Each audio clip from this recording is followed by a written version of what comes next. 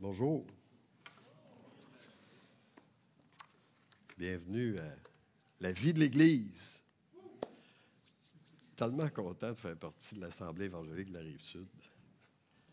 C'est un privilège. Quand on a l'opportunité de visiter d'autres églises, on les apprécie, mais notre église locale, c'est quelque chose de particulier. Robert disait tantôt, Robert Jules, on aimerait ça que l'argent tombe du ciel. Je crois à ça, moi. Je crois à ça. Je pense que c'est ça qui va arriver. Dieu va bénir et va donner ce qu'on a besoin. Quand on a déménagé, quand on a acheté un bâtiment à Publication chrétienne, évidemment, c'était un peu comme ça. C'était des gros montants. Puis, ça ne nous tentait pas tellement d'avoir une hypothèque. On a prié pour ça et Dieu a pourvu. On n'a pas eu d'hypothèque. Et c'est ma prière pour le nouveau bâtiment, le projet Croissance. Que Dieu bénisse et qu'on n'ait pas d'hypothèque. Mettez-moi à l'épreuve et vous verrez si je n'ouvre pas les écluses des cieux pour vous. La veuve qui avait seulement un pot d'huile, le prophète lui a dit, va chercher des pots et n'en demande pas un petit nombre. Demande-en, regarde bien aller la bénédiction. La bénédiction est égale à la mesure de la foi. Et j'ai confiance en Dieu dans ce projet-là. Mais ce n'est pas mon message.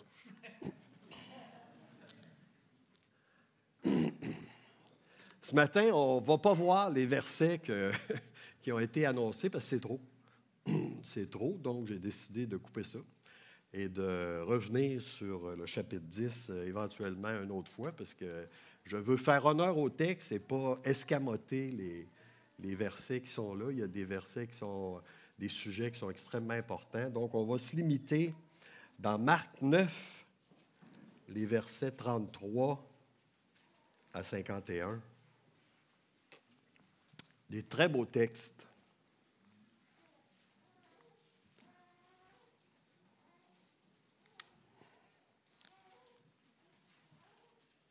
Oups! Mise à jour, Vincent? Y a-tu de quoi? Ben oui, c'est mon titre.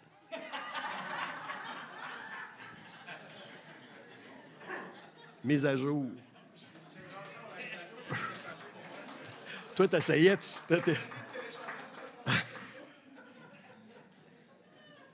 Mise à jour. Peut-être. Ben oui, ça comme ça, hein? C'est pour chacun de nous. Une mise à jour est disponible. Versets 33 à 50. On verra 3 points. Le statut, l'exclusivité, l'intégrité. La vraie grandeur dans le regard de Dieu. Deuxième point, celui qui n'est pas contre nous est pour nous. Et troisième point, une vie sainte coûte cher, mais le péché coûte encore plus cher. On va lire par section et on va aller point par point. Verset 33. Ils arrivèrent à Capernaum.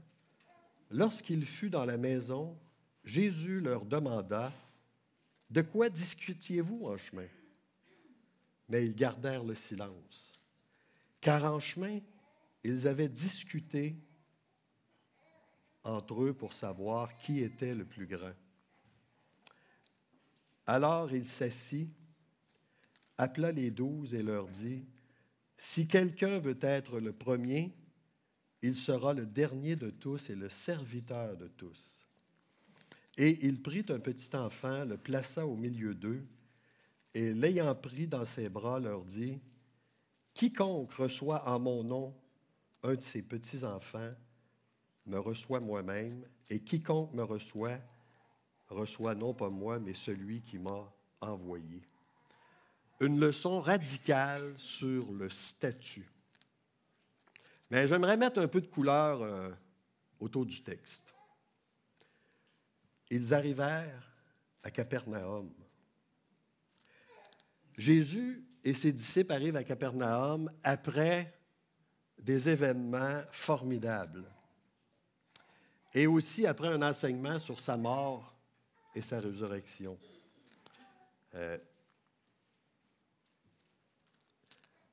Le chapitre 9 commence avec la transfiguration.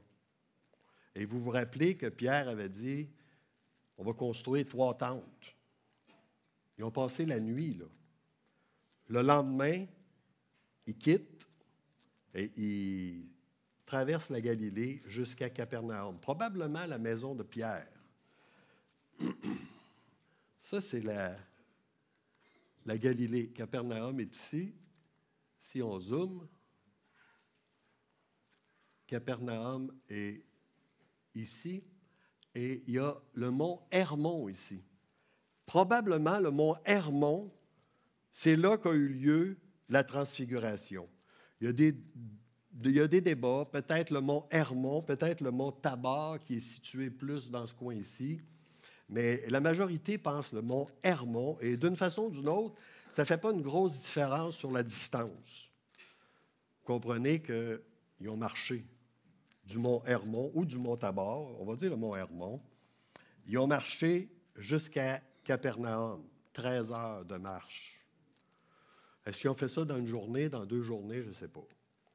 Mais pendant cette marche-là, il y a des discussions. On l'a lu. De quoi discutiez-vous en chemin? Et imaginez un peu l'événement de la transfiguration, quand même un événement majeur, où le Seigneur en prend 3 sur les 12 et les amène avec lui. Ça veut dire qu'il y en a 9 qui n'ont pas suivi. Et les 3 reviennent avec le Seigneur le lendemain de la montagne. Probablement qu'ils ont raconté ce qu'ils ont vu aux autres. Et là, il y a une discussion, là. C'est qui est le plus grand? Comment ça se fait que les autres sont allés et nous autres, on n'a pas été? Ou de l'autre côté, nous, on a été et vous, vous n'êtes pas venus. Hein, il y a une discussion sur qui est le plus grand. Et du point de vue juif courant, on pense qu'il y aura une distinction dans le royaume des cieux entre les Juifs. Jean 14, le Seigneur dit, « Je m'en vais vous préparer une place. » Est-ce qu'ils ont tous la même place? Eux pensent qu'il y a une différence. Et pas tellement longtemps après, on va le voir dans le chapitre 10, les 2 fils, en fait, c'est les 2 fils de Zébédée, Jacques et Jean. Dans l'Évangile de Matthieu, c'est leur mère qui initie la question, mais ils vont demander au Seigneur, « Accorde-nous d'être un à ta droite, l'autre à ta gauche. » Ils n'ont pas tout à fait compris ce qui s'est passé dans le chapitre 9. Eux autres, ils veulent encore être parmi les plus proches du Seigneur. J'avais-tu une bouteille d'eau, moi? Non, il y en a une. Merci. Donc, vous voyez qu'il y a une discussion. En fait, le mot, là, discussion, c'est gentil. Des fois, on discute entre nous, là, c'est une dispute. Il y a une dispute, ça parle fort. Qui est le plus grand? C'est qui le plus important dans les 12? Qui est le plus grand ici? On dirait que c'est Charles.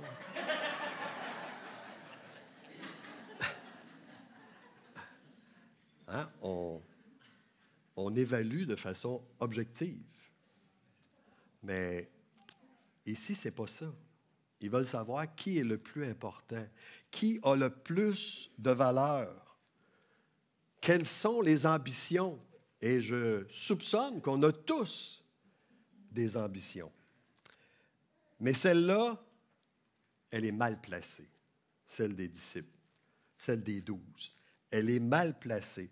Et honnêtement, je dis ça parce que le texte le révèle, mais si j'avais été le 13e, j'aurais eu la même discussion. J'aurais été aussi agressif pour savoir qui est le plus grand. Les apôtres viennent d'assister à l'inoubliable transfiguration, suivi d'un épisode merveilleux sur une guérison démoniaque. Ils viennent d'assister à ça. Ça, c'est tout le groupe qui a assisté à ça dans le chapitre 9. Et maintenant, sur la route, à 3 reprises, 8:31, je vais vous lire ça, à 3 reprises, ils entendent le Seigneur qui parle de sa mort et de sa résurrection. 8:31, il commença à leur apprendre qu'il fallait que le Fils de l'homme souffre beaucoup, qu'il soit rejeté par les anciens, etc. Ensuite, 9:9, comme il descendait de la montagne, Jésus leur recommanda de ne dire à personne ce qu'il avait vu, jusqu'à ce que le Fils de l'homme soit ressuscité des morts. Et ensuite, au verset 31, il enseignait ses disciples et il leur dit, « Le Fils de l'homme sera livré entre les mains des hommes, ils le feront mourir, etc. » 3 fois, le Seigneur mentionne ces paroles inquiétantes pour les disciples. Moi, ça m'aurait inquiété. Et ce n'est pas le moment pour eux d'avoir une discussion égocentrique. C'est qui va être le plus grand dans notre gang? C'est un moment pour la réflexion. Néanmoins, ils sont engagés et qui va être le plus grand? Le Seigneur Jésus vient de leur parler qu'il va livrer sa vie. Eux pensent à accomplir la leur. Ils comptent le coût d'être disciples. Eux comptent les avantages. Les disciples n'ont pas encore appris qu'il y a un prix pour être disciple et que les avantages viendront en leur temps. Et la question du Seigneur, sur quoi discutiez-vous en chemin? Quand on lit les synoptiques, Luc nous apprend qu'il savait, hein? Il connaissait ce qui était dans leur cœur. Jésus pose la question, pas pour obtenir une information, mais pour donner un enseignement. Il veut donner un enseignement. Et les disciples restent silencieux. Et le silence révèle leur conscience qui est coupable. Probablement qu'ils ne sont pas si fiers d'eux quand le Seigneur pose la question. De quoi discutiez-vous en chemin? Oh, on voulait savoir c'était qui le plus grand. On ne s'est pas posé la question comment ça se fait que tu vas mourir. On voulait. Tu comprends? Ça, dans leur tête, là, ça pose une difficulté.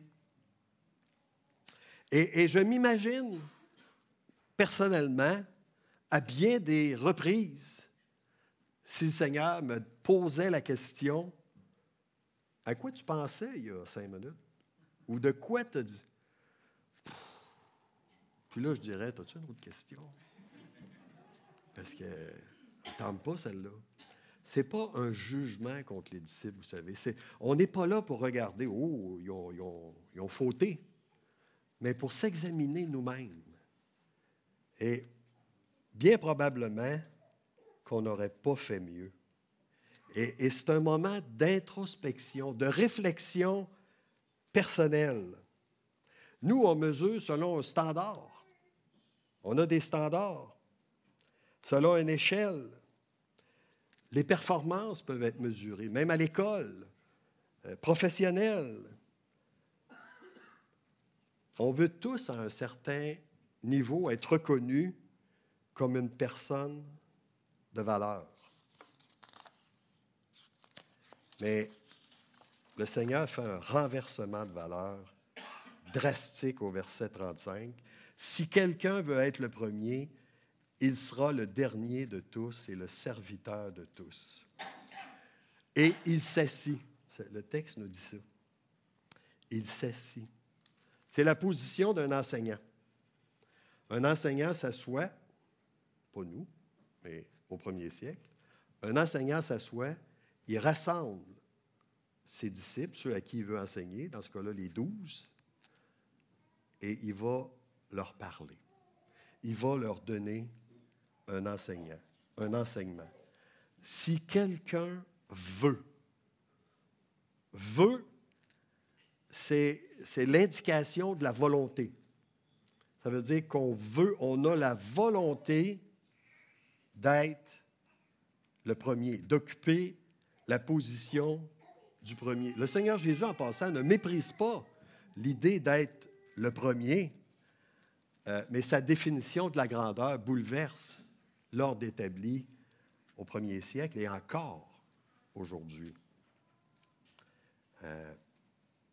C'est un modèle de leadership qui est inversé.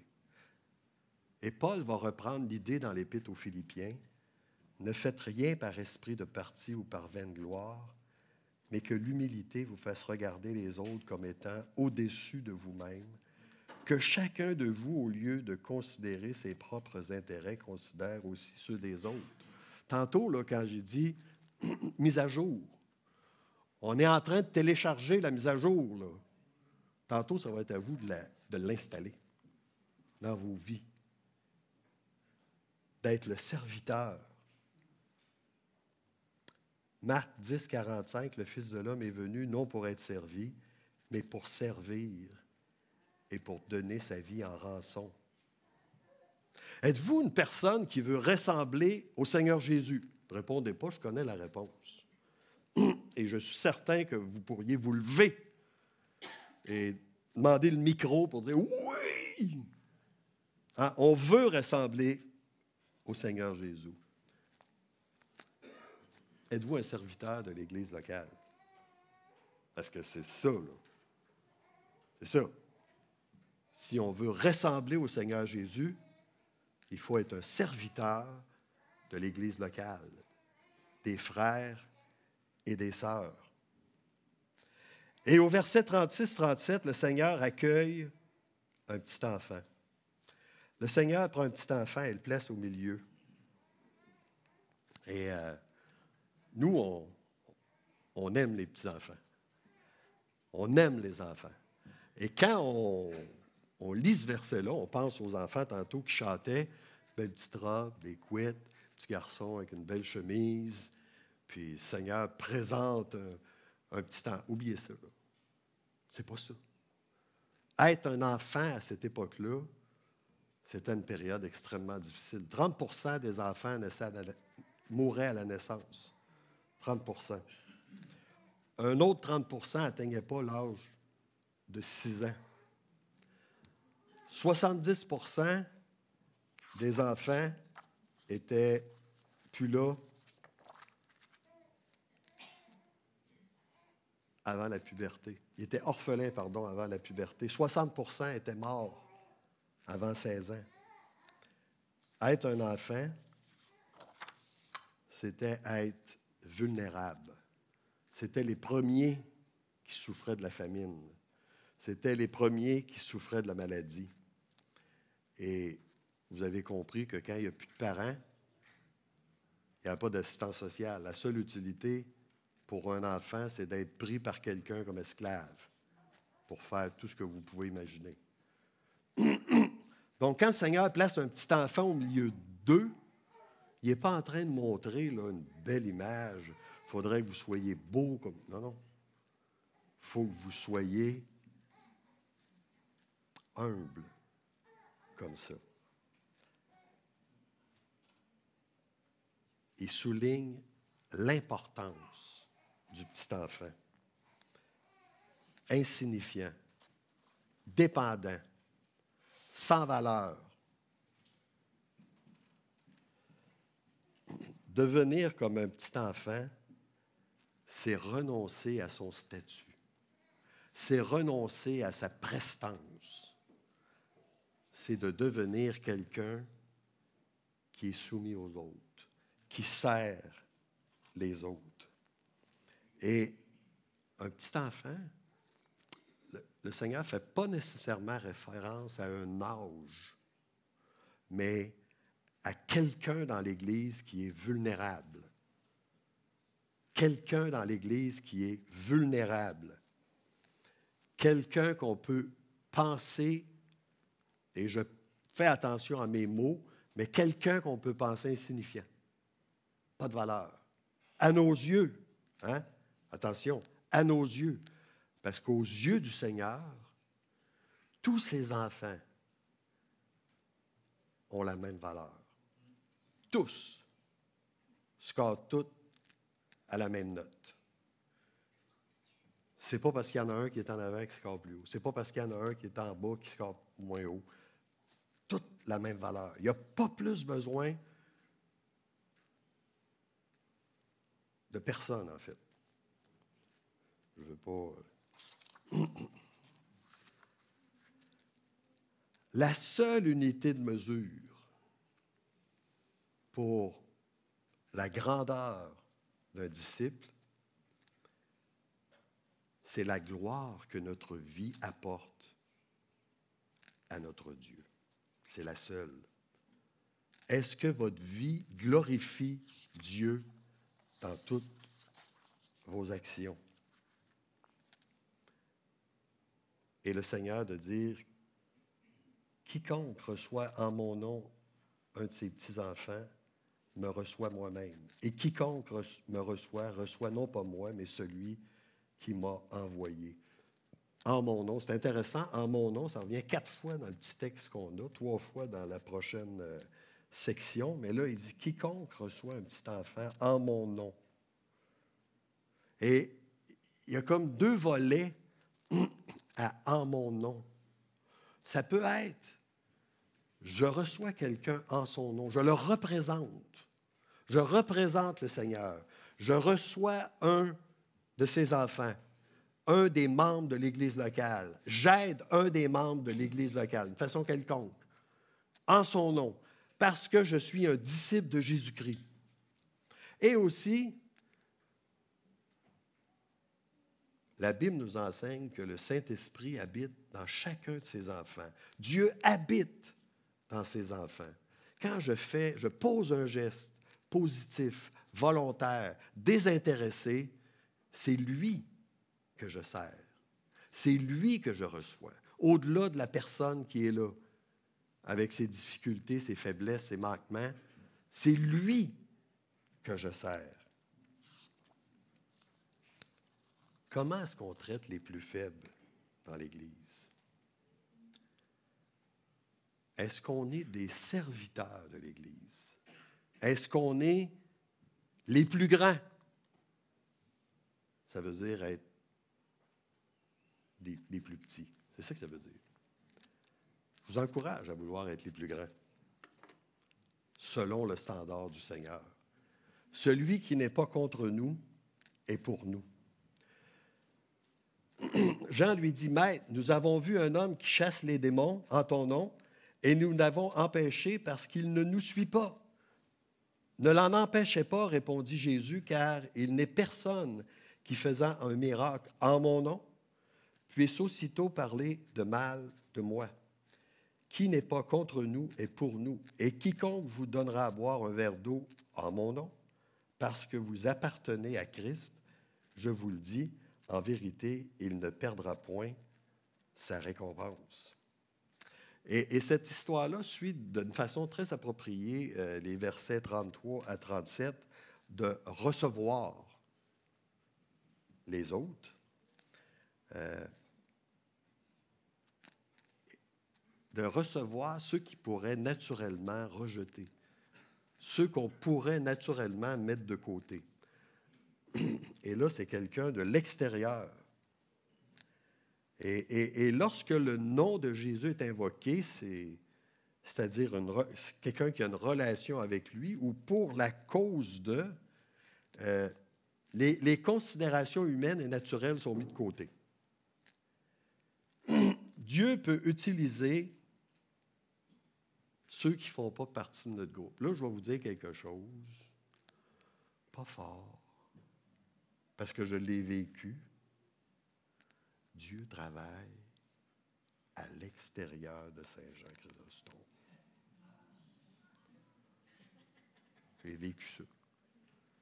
Dieu travaille à l'extérieur de Saint-Jean. Il n'y a pas juste ici. Il ne faut pas avoir un esprit sectaire. Jean voulait interdire à cet homme de chasser les démons. Et on peut comprendre, parce que dans le chapitre 9, il y a quelqu'un qui est venu et il dit, j'ai demandé à tes disciples, ils n'ont pas été capables de chasser un démon. Donc, ils ont manqué, ils n'ont pas été capables. Et là, sur la route, Jean rencontre quelqu'un que lui était capable, puis il ne fait même pas partie du groupe. Il ne suit pas, puis il a été capable de chasser un démon. Wow! On va l'arrêter. La tolérance, l'acceptation, la reconnaissance doivent être étendues aux enfants de Dieu, même ceux qui ne viennent pas ici. On peut avoir des différences théologiques. Je ne dirais pas mineures, là, mais on peut avoir des différences sur l'eschatologie. On peut avoir des différences sur la sotériologie, différentes petites choses. J'ai travaillé avec des gens qui ne pensaient pas comme moi quand j'étais en publication chrétienne, des gens qui ne pensaient pas comme moi à 100%. Là. Et j'ai vu Dieu agir malgré nos différences. Donc, je nous encourage à travailler avec. Pas nécessairement à mettre nos efforts en dehors de l'Église, c'est pas ça que je suis en train de dire, mais à reconnaître que Dieu travaille en dehors de l'Église. Et le Seigneur de dire, qui n'est pas contre nous est pour nous. Dans Matthieu 13, il avait dit, celui qui n'est pas avec moi est contre moi. Ça semble contradictoire, mais l'arrière-plan, la formule de Matthieu, vous vous rappelez, s'adresse à l'exorciste et il disait que le Seigneur faisait des miracles par Béelzébul. Et le Seigneur a dit, qui n'est pas avec moi est contre moi. Mais ici, c'est qui est pour nous, qui n'est pas contre nous est pour nous. Et quiconque vous donnera à boire un verre d'eau en mon nom, parce que vous appartenez à Christ, je vous le dis en vérité, il ne perdra point sa récompense. Il est toujours dans le même sujet. Quiconque vous donnera un verre d'eau en mon nom ne perdra pas sa récompense. Et je vais ramener ça à l'Église ici. Galates 6,10, ainsi donc, pendant que nous avons l'occasion, pratiquons le bien envers tous. Mais le verset n'arrête pas là. Surtout envers les frères dans la foi. La récompense est accordée non pas à cause d'un acte, donner un verre d'eau, c'est pas grand-chose. Là. C'est assez minimum. La récompense est accordée non pas en raison qu'on a mérité, mais parce que la grâce de Dieu l'apprécie comme un gage de foi et un gage d'obéissance. La récompense est accordée. On peut chercher des exemples à l'extérieur de l'Église, mais restons à l'intérieur de l'Église. La jalousie, comme c'est le cas avec Jean et l'autre personne qui a guéri un démoniaque, la jalousie n'a pas sa place dans l'Église. Comme je vous dis, je ne veux pas aller à l'extérieur, malgré que le texte dit même à l'extérieur, mais à l'intérieur, pas de jalousie. Si le Seigneur est honoré, merci Seigneur de ce que tu utilises telle personne pour faire ce que moi je pense j'aurais pu faire pas mal mieux, mais ça c'est trop ça. Merci Seigneur de ce que tu utilises les frères et les sœurs de l'Église.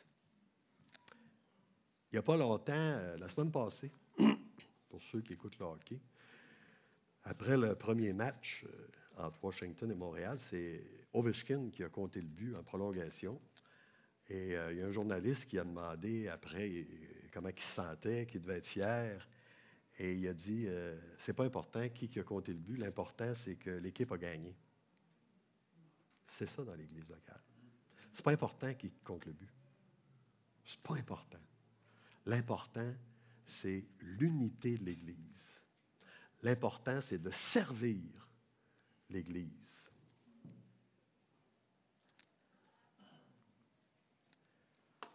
Une vie sainte coûte cher, mais le péché coûte encore plus cher.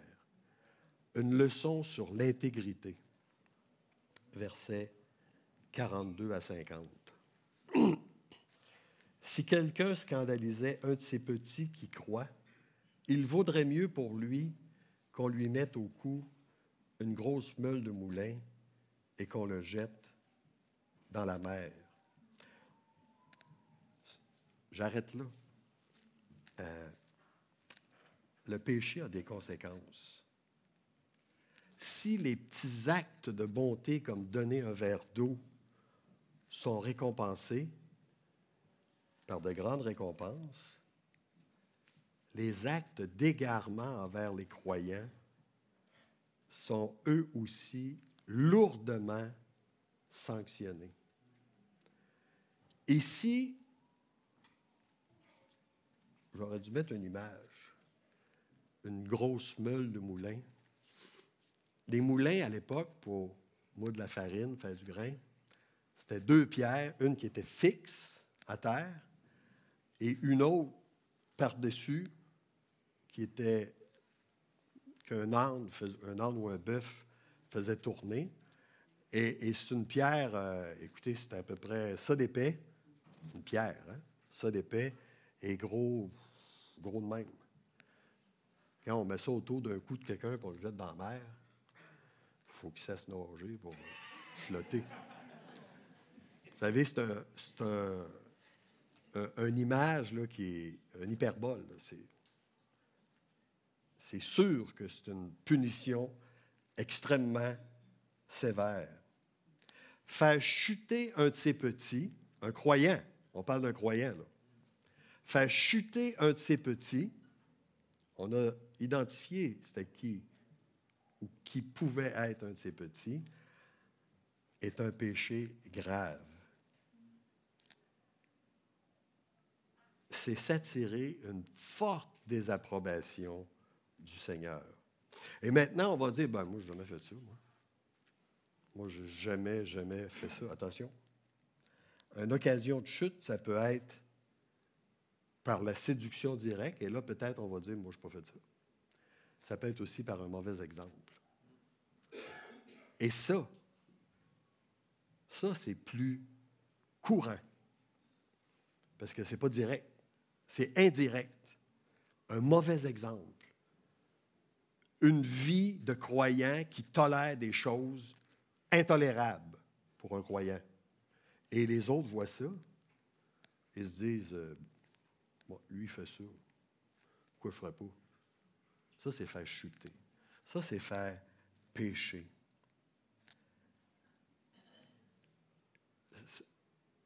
Il y a des conséquences extrêmement graves. Prenons garde à notre conduite. Prenons garde à nos valeurs, à nos standards. Pas juste dans l'Église, mais en dehors de l'Église aussi. Comme je vous dis, ces petits, là, ça fait référence aux croyants. Mais même en dehors de l'Église, les gens nous regardent. Les gens nous regardent et disent, ça fait ça un croyant? Ça fait ça un chrétien? Bien, franchement, c'est comme tout le monde. Hein? C'est pas comme tout le monde, un chrétien. Vous ne devez pas être considéré comme n'importe qui. On a des valeurs morales qui sont plus élevées que ça. Si ta main est pour toi une occasion de chute, coupe-la. Mieux vaut pour toi entrer manchot dans la vie que d'avoir les 2 mains et d'aller dans la géhenne, dans le feu qui ne s'éteint point. Si ton pied est pour toi une occasion de chute, coupe-le. Mieux vaut pour toi entrer boiteux dans la vie que d'avoir les 2 pieds et d'être jeté dans la géhenne, dans le feu qui ne s'éteint point. Et si ton œil est pour toi une occasion de chute, arrache-le. Mieux vaut pour toi entrer dans le royaume de Dieu, n'ayant qu'un œil, que d'avoir les 2 yeux pour être jeté dans la géhenne, où le ver ne meurt et où le feu ne s'éteint point. C'est 3 exemples qui parlent de la même chose. Et vous comprenez que le Seigneur n'est pas en train de suggérer de se couper un pied ou une main ou de s'arracher un œil. Ce n'est pas ça qu'il est en train de suggérer. Il est en train de suggérer de s'examiner le cœur. Parce qu'on aura beau se couper un pied, on n'a rien changé au cœur. On aura beau s'arracher un œil, on n'a rien changé au cœur. La source du péché est encore là. L'objectif, ce n'est pas de se couper la main, c'est de faire ce qu'il faut dans notre cœur pour ne pas pécher, pour ne pas entrer dans le péché. Et bien sûr, la main symbolise ce qu'on fait. Les yeux symbolisent ce qu'on voit. Est-ce que c'est d'actualité? Et les pieds, où on va? Romains 8, 13, « Si vous vivez selon la chair, vous mourrez. Mais si par l'Esprit vous faites mourir les actions du corps, vous vivrez. » Colossiens 3, verset 5, « Faites donc mourir les membres qui sont sur la terre, l'impudicité, l'impureté, les passions, les mauvais désirs et la cupidité qui est une idolâtrie. » Soyons sans compromis avec le péché. Aucun compromis. Vous savez, pécher, c'est toujours une décision de la volonté. On se permet de pécher. Ça n'arrive pas, là, qu'on dit « Hey, j'ai péché, je ne me suis pas aperçu. » Non, non, on s'en aperçoit tout le temps.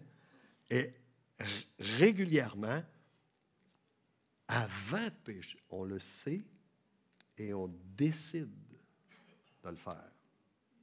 On décide de désobéir. Ce n'est pas quelque chose qui arrive, là. Ce n'est pas ésotérique, ça, là. Et Paul en parle. Et on termine avec les versets 49 et 50. « Car tout homme sera salé de feu. Le sel devient sans saveur. Avec quoi l'assaisonnerez-vous? Ayez du sel en vous-même et soyez en paix les uns avec les autres. » Soyez en paix les uns avec les autres revient au début de notre texte où ils ont une dispute pour savoir qui est le plus grand. Lui, il dit « Soyez en paix avec les autres. » Tout homme sera salé de feu. Lévitique 2,13, « Tu mettras du sel sur toutes tes offrandes. Tu ne laisseras point ton offrande manquer de sel, signe de l'alliance avec Dieu. » Le verbe saler doit être compris comme purifier. Comme purifier. Comme le feu, le sel est un agent de purification et de conservation. Sans le sel, à cette époque, les aliments étaient destinés à la putréfaction. Traduction libre dit « Chacun sera purifié par le feu, comme un sacrifice est purifié par le sel. » Le sel est une bonne chose. Les chrétiens sont le sel de la terre, hein? Matthieu 5, verset 13. Dieu s'attend qu'on exerce une influence positive sur le monde. Mais si le sel perd la saveur, avec quoi l'assaisonnerez-vous? Un sel insipide, un sel qui n'est plus du sel, ça n'a aucune valeur. Jetez ça, mettez pas ça dans rien, là, c'est pas bon. Un chrétien doit être salé. Un chrétien qui perd son influence, qui perd son intégrité. Je ne dirais pas jeter ça, là, mais je vais dire salez-moi ça. Ça presse.